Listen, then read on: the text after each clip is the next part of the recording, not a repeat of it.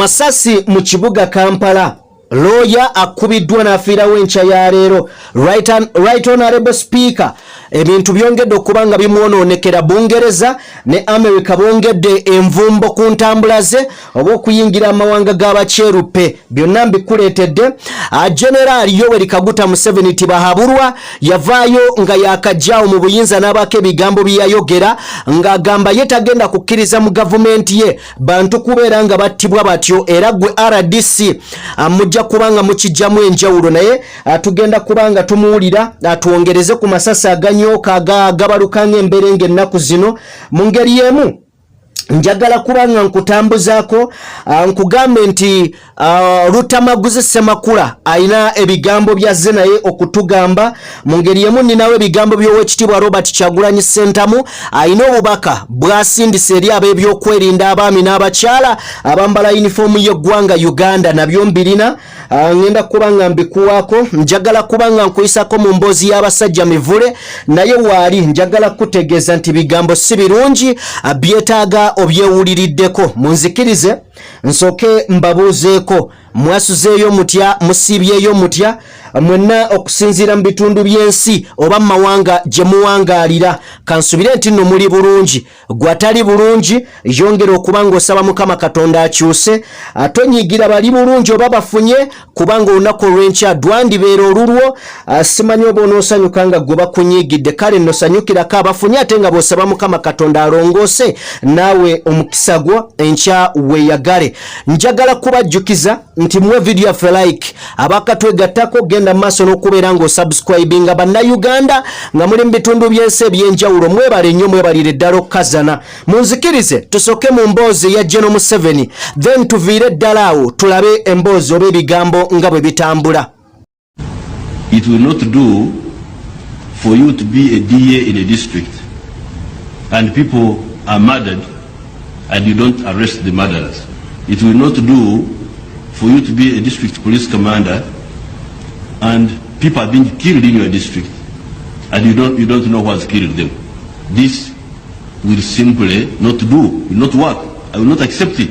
I will not preside over a country where a Ugandan is killed and the authorities do not know who has killed him.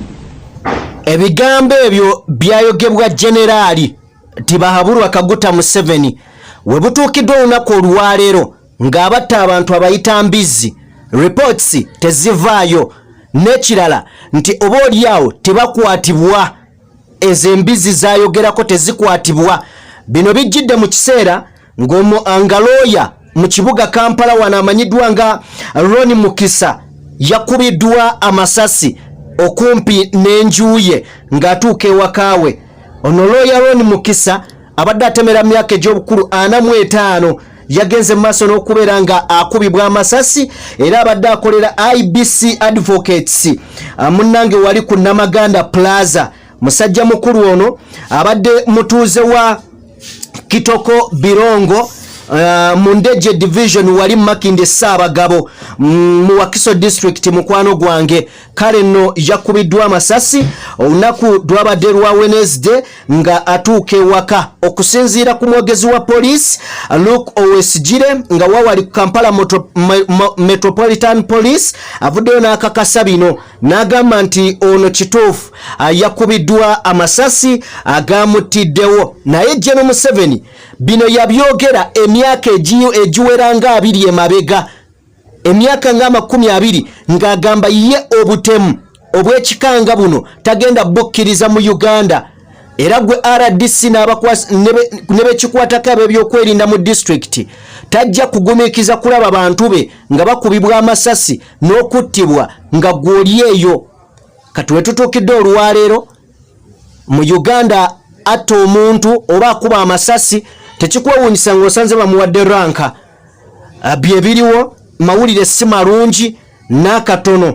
Mu ngeri y'emu ampuliriza tosubwa ebigambo by'Oweekitiibwa Robert Kyagulanyi Ssentamu avuddeyo n'ayogera ku bakyala n'abaami abakwata emmundu abambala yunifoomu y'eggwanga. Byonna mbikuleetedde naye katusookeko wa Anita Amongi oba katusookeko wa Basajja Mivule atuveeyo lumu then tuseetule emboozi. Basajja Mivule ennaku zino atabukidde nnyo ekibiina kya NUP. Bangi mwaŋŋamye nti siddamu leeta Basajja Mivule. Bino ebigambo oyinza obutabyagala naye obyetaaga kubanga tosobola jajinga muntu nga tomuwulidde.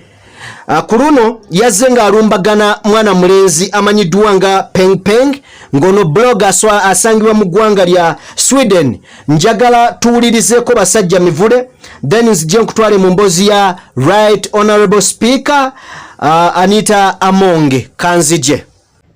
Nze Basajja Mivule bwadde n'ensolo nkambwe omusajja eŋŋwaŋŋuli empala kitale emmekete omusajja omuganda eyafufuggaza obwakabaka bwa Bobi Wine wano mu Buganda.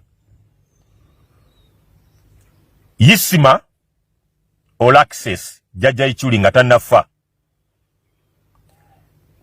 yawulira nga njogera ku Penge Penge najja nangamba nti Penge Penge muleke. Penge Penge yayonooneka. Of course masa unjaba buli ebirala bingi byambulira. Nangamba Penge Penge omuze guno ogw'okwetunda ne bamusiyaga kirabika gwamwonoona omutwe oluusi ayogera byatategeera. Nangamba muveeko. Nangamba nti abazungu bamusiyaga ne bamwonoona kubanga ebisiyaga mwafuna ssente bwe bamusiyaga bwatyo bwabeerawo e Sweden. Nangamba muveeko. Penge Penge yayogera ku siyaga ekyo kyamanyi. Kakati Bobi Wine twagala atubuulire. Penge Penge akugatta atya ku bikolwa bye eby'ebisiyaga. Lwaki Penge Penge agamba nti bw'anaamala okusiyaga Basajja Mivule Bobi Wine amusuubira okumusasula. Ngenda kusiyaga ogwo mulimu ngenda gwewa. Penge Penge byagambye ndabe Bobi Wine bw'atansasule. Iye Bobi Wine musiyazi. Munzikirize mbanjulire omukutu ogumanyiddwa nga Bollywood Films Uganda nga guli awo ku YouTube. Genda gwe wennanyumirwa firimu z'ebina Uganda, genda ojjuzeemu ebigambo bino Bollywood Films Uganda osobole okuba ng'olaba ebina Uganda ebinyuma. Kale nno gwanyumirwa firimu z'abanna Uganda teweesikamu genda olabe firimu. Waliyo emanyiddwa nga Akatuubagiro, director Kinene Yusuf ye yakutte mu nsonga ezo. Kale nno genda osubscribinge ku mukutu ogwo osobole okuba ng'ate weerolera ku firimu z'abanna Uganda. Njagala tuveeyo. Tukimanyi bulungi nnyo nti nno General Yoweri Kaguta Museveni yamaze okussa omukono ku tteeka ly'ebisasiro oba ery'ebisiyaga era ne bigobebwa mu ggwanga Uganda. Wabula nga yakamala okuba nga asayininga omukulu amanyiddewo nga Andrew Mwenda ne Fox Odoi n'abalala bawera nga 11 bavuddeyo ne baddukira mu kooti nga bawakanya General Museveni kye yakoze. Wabula abamu ku basinze okufuna obuzibu mu nsonga eno ye Right Honorable Speaker amanyiddwa nga Anita Amonge. Ekiwandiiko kyazze nga kiva e Bungereza ne mu America nga bamugamba oba oliawo visa ye maneyane mye. Kakati tebikomyawo. Anita Amonge abasajja bamwongeddeko obukwakkulizo. Bagamba nti bagenda muteerawo emyaka egiwerako nga tagenda mu ggwanga lya America ng'ovudde kuba nti oba oliawo visa yesobola basobola okuteesa ne wabaawo ebikolebwa. Kakati bagamba bagenda kwongera okuba nga bamusibira ekikookolo n'abakulu ab'obuyinza mu ggwanga Uganda. Kale nno Speaker ebya America lwakuba naye twamuwulirako ng'agamba waayi tekinneetaagisa kugenda mu America wano wammala. Kale nno sebyo tujja kuba nga atwongera okuba nga tubikutuusaako. Wabula kye njagala okutegeezako nti abakungu ab'enjawulo okuva mu gavumenti y'eggwanga Uganda balabika ng'ebyokutambula. Ampuliriza Nobert Mao abadde alina ekintu kyali mu kutandikawo, simanyi oba bamwanguyiriza. Abadde yatandisewo kye bayita travel ban nga baagala kugaana Robert Kyagulanyi Ssentamu kubanga agenda mawanga g'ebweru olw'ensonga nti omusajja ono buli wagenda yayogera ebigambo bo bye bagamba nti si birungi era aleetedde eggwanga okubeera mu bwavu ng'akozesa ebigambo byayogera. Kakati ndowooza America ekyawo kugaana ebisasiro mu ggwanga Uganda yakibanguyiriza naye nga of course ye General Museveni mu kiseera kino yaliko banaddiini n'abantu ab'enjawulo bamwebaza okuba nga yatadde etteeka lino naye nze nina kyengattako nze nganze era nze nkibagamba nti no bw'anaaba alisayininze kuba jaddisayininga yamaze n'alisayininga nabagamba nti Andrew Mwenda abeera ne General Museveni ku lusegere. Andrew Mwenda kyogera Museveni yalemererwa okwogera ne Andrew Mwenda nti kino tukikole ku lw'eggwanga. Dwaki Andrew Mwenda kati awakanya Museveni naye nga buli lunaku babeera bonna. Nze ndowooza General Museveni yennyini asobola okuteekako omukono n'amala n'ayita ebbali n'aleeta bapuliida ne balikubira mu kkooti. Eyo ndowooza yange. Ate ng'era bwe kigenda okubeera 2013 2014 kyekyaliwo. Era Fox Odoi yali akyali munnamateeka wa Andrew Mwenda kati mu kiseera kino Fox Odoi member wa parliament neera y'omu ku baasituse ne bagenda nze ndabawa omuzannyo oguli awo kulinga okuyisa obudde. Anyway ebyo si bye byandeese. Oweekitiibwa Robert Kyagulanyi Ssentamu alina obubaka bwe yasindikidde abakyala n'abaami abambala yunifoomu y'eggwanga Uganda. Obubaka buno nyinza obutabumalayo naye njagala mbukuweeko obeeko by'owulira. Ebigambo bye bikulu nnyo naddala abakyala n'abaami. Waliwo abantu abampeereza message nga babyakwerinda, so mikwano gyange ndowooza eno message nnungi. Sobola bamenya mannya nga bwe mwaŋŋamba naye ndowooza message eno nnungi mugiwulirize ate ndowooza muggyemu ekyokuyiga yensonga lwaki ngireese sandigireese. So ngenda bbawaako katono then nzije tusembeyo omubaka Lutamaguzi Semakula naye ayina ebigambo bye naye nja mubawaako katono tusobole okuba nga tumanya ebintu bino. Kansooke nkuwe Robert Kyagulanyi Ssentamu then nkomewo nkujjukiza wa video yaffe like mu ngeri y'emu genda maaso n'okuba nga osubscribinga ntegeezeyo akatwegattako ate tutambule ffenna. Fellow Ugandans, ladies and gentlemen, my name is Kyagulanyi Ssentamu Robert aka Bobby Wine, the leader of the National Unity Platform and the People Power Movement. I salute you and I thank you for everything you continue to do to build our nation. Today, I want to once again directly address the men and women in uniform, the UPDF soldiers, the police officers, the prison officers, and the intelligence services. I'm singling them out because these men and women have been used to crush the aspirations of the people of Uganda, to crack down on every effort by the people to free themselves from a military regime. And yet, they are also prisoners. In fact, in many ways, they are worse prisoners than the rest of us. Sometimes when you meet them in private, even after they've manhandled you following orders from above, they will encourage you to continue fighting for them and for the nation. I am convinced that one day the majority of them will confidently come out and join the citizens. And that will be the end of this criminal regime. These past days, the question of the welfare of our soldiers and police officers has once again become the subject of public debate. This is only after the unfortunate incidents of shootings and gun violence. The devastating attack on our forces in Somalia has also brought to the forefront the plight and welfare of those deployed to fight outside Uganda. You all remember that in our 2021 manifesto, the welfare of our men and women in uniform was high on our agenda. We made it clear that people who are keeping our country and its borders safe cannot continue earning peanuts and living miserably, and then we expect them to do their work effectively. This is because we understood that a hungry man is an angry man. The violence unleashed on the population is sometimes because they are living under so much stress. They tend to transfer their anger from a system that does not work for them and offload it on the innocent citizens that are trying to free everybody, including themselves, from this oppression. It is a shame that some of our men and women in uniform actually earn as low as 380,000 shillings, $100. And these people are expected to do shopping from the same places like everybody else? Of course, General Museveni and his henchmen have been telling you to sacrifice. They love using big words like patriotism and reminding you that being in the forces should be about the mission and not welfare. Well, this would not be a problem if the same people making these statements were doing the same thing? You who are telling them to sacrifice, are you sacrificing? You who are telling them to be patriotic, are you patriotic? You tell them to sacrifice while you steal billions of public funds. You tell them to sacrifice while you send your children abroad for studies at the expense of the taxpayer because you have destroyed the schools at home. You tell them to sacrifice while you set up multi-billion shopping malls and apartments here in Uganda and abroad, all born out of corruption.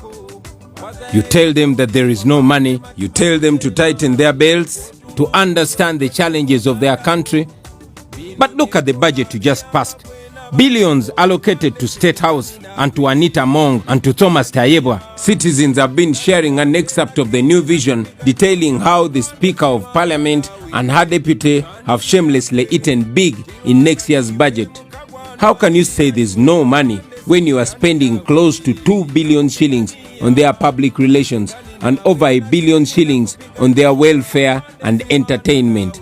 Over 260 million shillings on their beddings and footwear, 9.6 billion shillings on their travels abroad, and over 4 billion shillings just for them to donate. And yet, this is just one example of the extravagance and luxurious living of Museveni's cronies. And then you say there's no money. Are we really serious? I have moved around the country and seen the miserable housing at most police stations, including those in Kampala. Ironically, the regime will always have enough money to buy brand new guns and new tear gas trucks to intimidate the population, but will claim there is no money to improve the welfare of the people handling those guns. What a shame. At a time when you claim that there is no money to build hospitals and schools and to provide better housing for the police and military officers, there is money enough to buy new Mercedes-Benzes for regime officials and to ensure that each one of them is followed around by 2 or 3 vehicles. So stop telling them to sacrifice while you live in luxury on taxpayers' money. Our country is now condemned to pay billions in reparations to Congo by the International Court of Justice because a small clique of senior officers connected to Museveni went in and stole gold and timber and other mineral resources using you, the soldiers. As they were enriching and turning themselves into billionaires overnight, they were busy telling the junior soldiers to fight on and sacrifice.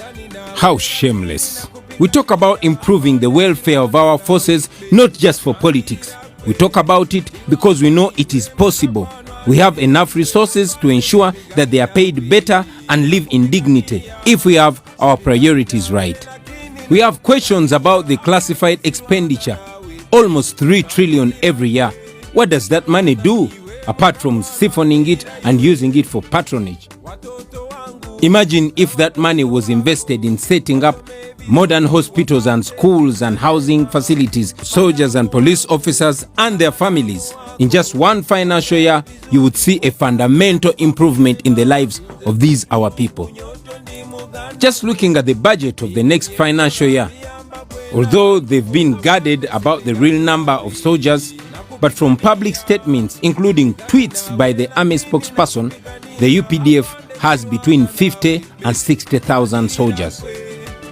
Even if the force was above 100,000 men and women, the current budget for wage for UPDF is enough to raise the salary of every soldier at the rank of private to at least 1 million shillings, effective 1st July this year.